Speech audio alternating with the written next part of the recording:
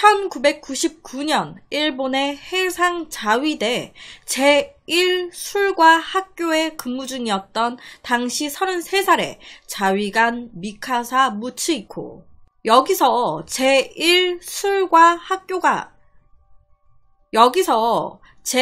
제1술과학교라는 게 전문 주특기의 교육을 담당하는 해상자위대의 훈련기관이라고 해요. 이곳에서 근무하고 있었던 미카사라는 남성. 이 남성은 크리스마스였던 12월 25일 휴가 겸 일본 도쿠시마현의 자택으로 내려가던 도중에 하늘로 증발한 건지 갑자기 사라졌습니다. 이 당시에 미카사는 집으로 내려가기 전 고베에서 결혼을 전제로 교제 중이었던 여자친구를 만나 드라이브를 하고 있었어요. 그렇게 드라이브를 막 하다가 본집에 가야 되니까 저녁 한 7시에서 8시 사이에 여자친구 집에 들러 그녀를 내려준 후 홀로 집으로 출발을 했는데 실종이 된 거예요. 그런데 다음날 집에서 60km 떨어진 아난시에서 미카사의 차가 발견됐습니다. 이 차를 제일 처음 발견한 사람은 경찰이었어요. 경찰은요, 이때까지만 해도 이게 사건인지 전혀 생각하지 못하고 있었습니다. 그저 길 한복판에 차만 덩그러니 서 있으니까 이 차 빼라고, 차 옮기라고 얘기하려고 했던 거예요. 그런데 차에 전화번호도 없고 주인도 안 나타나고, 그러니까 이 차량을 조회해서 미카사의 부모님한테 연락을 한 겁니다. 통행에 방해가 되니 이 차를 이동시켜 달라고. 그렇게 연락을 받은 미카사의 가족들이 차량이 발견된 곳으로 딱 가서 봤는데 뭔가 이상한 거예요. 차는 여기 있는데 그럼 우리 아들은 어딨어? 이에 가족들은 경찰에 실종 신고를 했습니다. 이런 아들이 아닙니다. 차량이 발견된 근처를 수색해주세요. 하지만 이런 가족들의 요청, 경찰은 거절했습니다. 아니, 단순히 아드님이 어디를 간 거일 수도 있는데 막무가내로 경찰 인력을 쓸 수 없습니다. 내일 아침까지 기다려 봅시다. 그리고 12월 27일 오전 2시 30분경 아난시 후쿠이의 한 다리 아래 강가에서 미카사는 시신으로 발견됐습니다. 이 사건 자체가 전부 좀 이상하잖아요.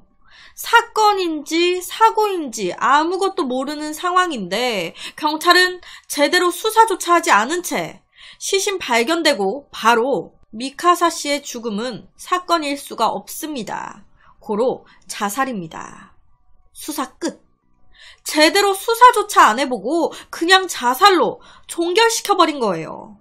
여자친구를 집에 데려다 준 후 본인 본가에 가겠다며 출발했던 미카사였습니다. 혼자 차를 몰고 가던 도중 무슨 일이 있었기에 차에서 내렸으며 왜 다리 아래에서 시신으로 발견이 된 건지. 솔직히 자살할 사람이 여자친구를 만나 데이트를 하고, 그리고 그날이 크리스마스였잖아요. 저녁을 본집에서 가족들과 먹기로 약속이 되어 있었대요. 자살할 사람이 가족들과 저녁 약속까지 잡습니까?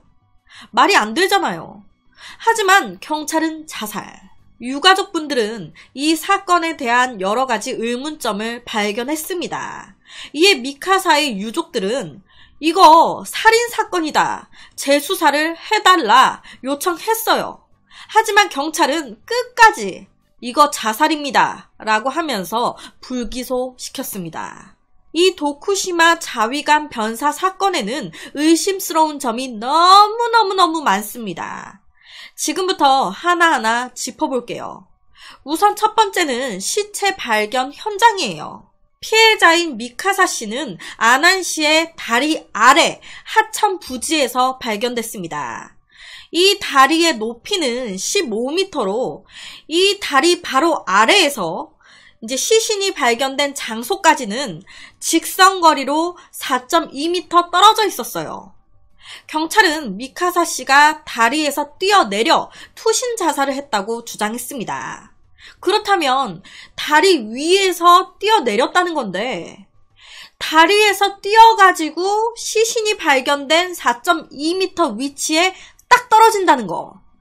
그러니까 여기서 사람이 서 있다가 이렇게 떨어졌는데 시신은 여기서 발견됐어. 여기서 떨어졌는데 이쪽에서. 여기서 떨어졌는데 이쪽에서 시신이 발견됐다는 건 멀리 뛰기처럼 도움닫기를 하지 않는 한 물리적으로 불가능하거든요. 보통 이런 선택을 하시는 분들을 보면 다리에서 서 있다가 바로 떨어지기 때문에 시신은 보통 다리 바로 아래에서 거의 발견이 된다고 하더라고요. 극단적인 선택을 생각하는 사람이 저 뒤에서 멀리 뛰기처럼 막 뛰어가지고 점프해서 떨어졌을 가능성은 거의 없지 않을까요? 거기다가 진짜 만약에 멀리 뛰기처럼 저 멀리서 뛰어왔다 해도 그래도 말이 안 되는 게 당시 이 다리에 85cm의 난간이 있었어요. 난간. 멀리 뛰기처럼 저기 저 멀리서 뛰어와가지고 85cm 난간을 뛰어넘어서 다리에서 4.2m 떨어진 곳으로 투신 자살을 했다? 난간에서 미카사의 짐은 나오지 않았거든요. 시신의 위치가 다리와 너무 멀리 떨어져 있다. 투신과 맞지 않다라는 거죠. 그렇다면 혹시 누군가 쓰러져 있거나 사망해 있는 미카사를 들어서 다리 아래로 던진 건 아니었을까요? 누군가 시신을 다리 아래로 던졌다면 시신 발견 위치에 있을 수 있는 거거든요. 두 번째 의문점은 발자국입니다.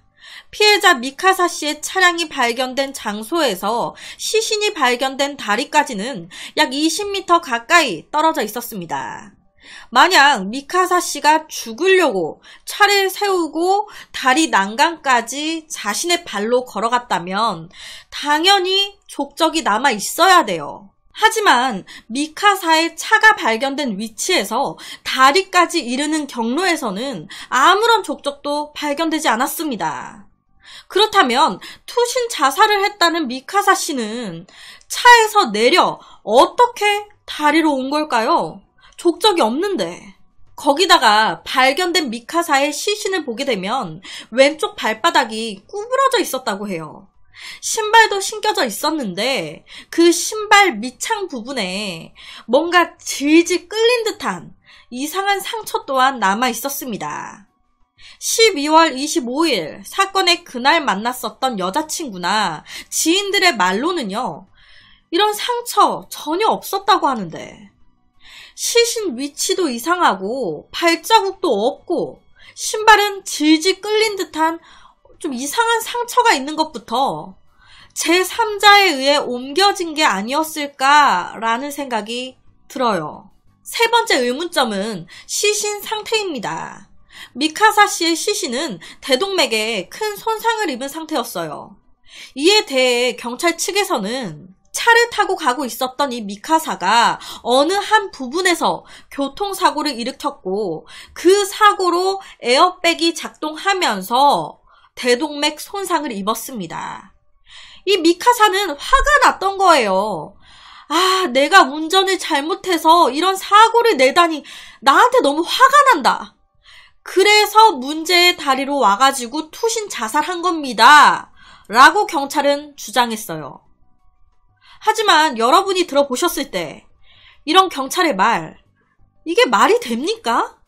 부검을 통해 확인한 건 미카사의 정확한 사망 사인은 투신 자살이 아닌 추락 전에 입은 원인 불명의 흉부 대동맥 손상이다 라는 거예요.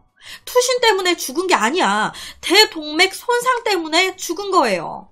애초에 사고 발생 지점이 미카사의 자택과는 정반대 방향이었던 데다 경찰 측에서 주장하는 그놈의 사고 현장과 차량이 발견된 곳 그리고 시신 발견 장소의 거리는 모두 꽤나 떨어진 곳이었습니다.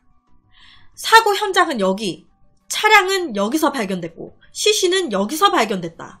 다 떨어져 있어요. 에어백이 터질 정도로 크게 손상이 된 이 차량을 장시간 운전해서 시신 발견 장소까지 갈 수 있을까요? 자기도 대동맥 손상을 입었는데 아니, 그것 때문에 사람이 죽었어요.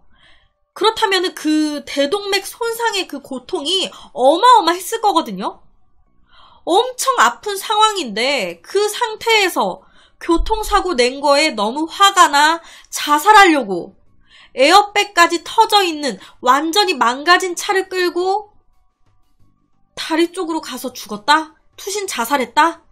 거기다 이 경찰은 에어백이 터지면서 대동맥 손상을 입었다고 주장했어요. 단순히 에어백이 터졌다고 해서 흉부 대동맥이 손상될 정도로 중상을 입을 수 있을까요? 에어백이 터졌다고 대동맥 손상을 입으면 그거는 에어백이 아닌 거 아닌가요? 흉기잖아요, 흉기.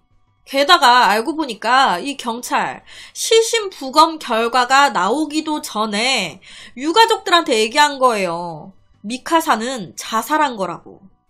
부검이 나온 것도 없는데 경찰 혼자 마음대로.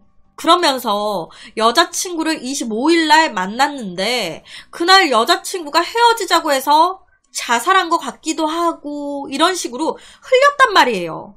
이 말에 여자친구는 어이가 없어가지고 아니 무슨 말 하는 거예요? 저는 그날 헤어지자고 한 적 없습니다. 행복하게 데이트 잘했다고요.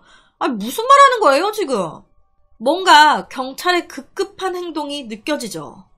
경찰은 왜 부검이 나오기도 전에 자살이라고 결론을 지었던 걸까요? 흉부 대동맥 손상은 언제 어디서 생긴 걸까? 네 번째 의문점은 현장에서 발견된 유류품 중에 미카사가 착용했던 것으로 추정되는 윗옷, 이제 상의에 원형에 앞흔이 있는 것을 유족이 발견했습니다. 여기서 앞흔이라고 하면 부종이 있는 피부를 손가락으로 누르면 눌린 자리가 원상태로 돌아가지 않고 한동안 그대로 있는 흔적을 말하는데요. 그러니까 미카사의 상의에 윗옷에 누군가 강한 힘으로 누른 듯한 그 원형의 흔적이 있었던 거예요. 이 흔적을 분명히 가족들이 봤는데 이상하게도 감식이 끝나고 유족에게 반환된 상의에는 어째서인지 아분이 사라져 있었습니다. 이 때문에 증거품 관리에 문제가 있는 거 아니냐라는 의문이 제기됐어요. 하지만 경찰은 유가족분이 잘못 보신 겁니다. 애초부터 아픈은 존재하지 않았어요. 라고 얘기했대요. 이 가족들이 봤다는 윗옷 상의에 있었던 수상한 흔적. 이건 뭘 말하고 있는 걸까요? 다섯 번째 의문점은 발견된 차량입니다. 피해자 미카사 씨의 차는 심하게 파손된 상태였어요. 왼쪽의 앞부분과 왼쪽 라이트와 범퍼 다 파손돼 있었고요. 왼쪽 앞에 타이어도 찢겨 있었어요. 거의 왼쪽에 다 몰려 있었던 거죠. 그리고 조수석 앞 유리에 균열이 있었고요.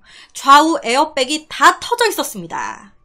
차 문은 잠겨 있지 않았고 이 차량의 천장에 쇠파이프 같은 것으로 내리쳐진 듯한 쇠파이프 같은 것으로 막 내리친 듯한 그런 상처가 있었어요. 이런 이상한 상처들이 있었음에도 경찰은 그거 쇠파이프로 내려쳐진 흔적이 아니라 그거 견인차가 끌고 가면서 상처낸 거예요. 라고 얘기했대요. 견인차가 낸 상처다. 아니 견인할 때 작은 흠이 생길 순 있어요. 작은 긁힘이나 작은 파임 이런 거는 생길 수 있다고 감안을 한다고 쳐도 일반적인 견인차로 이동하는 상황에서 차 천장에 이런 흠집이 생긴다는 건 상식적으로 생각하기 어렵죠. 거의 차 천장의 철판이 찌그러졌는데 지금까지 딱 들어보셔도 자살은 아닌 것 같지 않나요? 그렇다면 진범은 누구인 걸까요? 강력하게 추정하고 있는 범인은 폭주족입니다. 폭주족. 사건 현장 부근은요, 폭주족이 자주 목격되는 곳이었다고 해요. 거기다가 사건 당일 이상한 것을 봤었다는 목격자가 한 명 나왔는데 그 목격자도 아무래도 내가 본 사람이 폭주족이지 않을까라고 추정을 했어요. 이 목격자가 사건 당일 그날 봤던 상황은 25일 그날 차를 타고 가고 있었는데 철 쇠파이프 같은 것을 가진 오토바이를 탄 남자들과 흰색 승용차가 충돌하는 걸 봤습니다. 그 후에 흰 차가 무언가로부터 도망치는 것처럼 보였어요. 오토바이를 탄 남자들이 흰 차를 뒤쫓아가면서 쇠파이프를 휘두르며 뭐라고 소리쳤습니다. 그리고 얼마 지나서 보니까 차량 2대가 앞, 뒤로 흰색 승용차를 감싸고 나란히 정차되어 있더라고요. 맨 앞에 주차되어 있었던 차량의 번호판을 가리려고 한 듯이 흰 옷을 입은 마른 체구의 남성이 강 쪽을 보고 서 있었습니다. 라고 얘기했습니다. 만약에 이 목격자가 본 남자들이 폭주족이 맞다면 뭔가 앞뒤가 맞아요. 자동차 천장에 쇠파이프로 내려 쳐진 듯한 흔적이 있었잖아요. 폭주족이 내려친 거예요. 그리고 대동맥 다 파열되어 있었어요. 왜? 쇠파이프로 갖다 내리쳤으니까. 그리고 발자국이 없었습니다. 폭주족이 앞, 뒤로 들고 다리 아래로 시신을 던졌으니까. 그러니까 다리 난간의 지문도, 족적도, 시신의 위치도 말이 안 됐던 거죠. 그리고 유족들이 봤다던 피해자 미카사 씨 윗옷 상의에 있었던 앞은 둥근 원형의 앞흔이 있었어요. 이것 또한 설명이 되는 거예요. 쇠파이프 동그랗잖아요. 이걸로 내려치는 게 아닌 세워서 사람을 찔렀다고 생각해보세요. 막 때리다가 갑자기 미카사가 안 움직이네. 그러니까 야 하면서 쇠파이프로 누른 거죠. 이 둥근 부분을 이렇게 막 누른 거예요. 미카사 씨의 상의를. 야 일어나봐 이 새끼야. 재수없이 이 새끼 죽은 거 아니야? 그렇게 찔렀던 그 흔적이 상의에 남았던 게 아니었을까. 그리고 시신 발견 현장에서 이 차량은 꽤 떨어진 곳에서 발견됐어요. 왜? 미카사의 시신을 던진 후 이 폭주족들이 미카사의 차를 타고 거기에다가 뒀으니까. 즉 피해자 미카사 씨는 폭주족에 습격당해 살해를 당한 게 아니었을까. 하지만 경찰은 목격자의 증언 무시했고요. 부검 결과도 무시했습니다. 애초부터 이 사건은 자살. 너무 말도 안 되게 이 경찰이 빨리 이 사건을 종결시키고 묻으려고 하는 게 딱 보이니까 이 사건 정치적인 압력이 있는 거 아니냐라는 말도 나왔습니다. 정치계에 누군가가 압력을 주니까 경찰이 제대로 수사를 하지 않고 얼른 끝내려고 하는 거 아니냐. 실제로 시신이 발견된 안안시의 시장이 된 남자가 있는데 그 남자의 아들이요 폭주족으로 유명했대요. 이 사건의 범인이 그 시장의 아들 아니냐라는 말이 엄청 나오면서 그에 대한 증거, 정보도 많이 나왔었다고 하더라고요. 시장의 아들이 범인 아니냐라는 말이 너무너무 많이 나오니까 2003년도에 그 시장이 아니 왜 헛소리를 하고 다니냐, 누가 이런 소리 하는 거냐 라고 하면서 명예훼손 혐의로 다 고소하겠다고 막 난리를 쳤었대요. 그런데 갑자기 그 고소도 취하했다고 합니다. 말만 막 고소하겠다고 하고 고소하는 척만 하고 취소한 거예요. 그러다 보니 더 의심을 산 겁니다. 자기 아들이 사람을 죽였다고 막 그런 뭔가 확인되지 않은 말들이 나도는데 아니 고소하고 뭐라 해도 모자랄 판에 왜 갑자기 고소를 취하했지? 하지만 현재 이 사건은 자살로 종결이 됐습니다. 더 이상의 추가 조사는 없어요. 수수께끼만을 남긴 자위관 변사 사건. 홀로 집으로 돌아가고 있었던 이 남성에게 그날 무슨 일이 있었던 걸까요? 진범 스스로가 자백하지 않는 한 사건의 진실을 밝히기는 힘들지 않을까 싶은데 피해자의 명복을 기원할 수밖에 없는 것 같습니다. 그래서 오늘은 일본에서 일어난 한 남자의 사망에 대한 미스테리 사건을 가지고 왔습니다.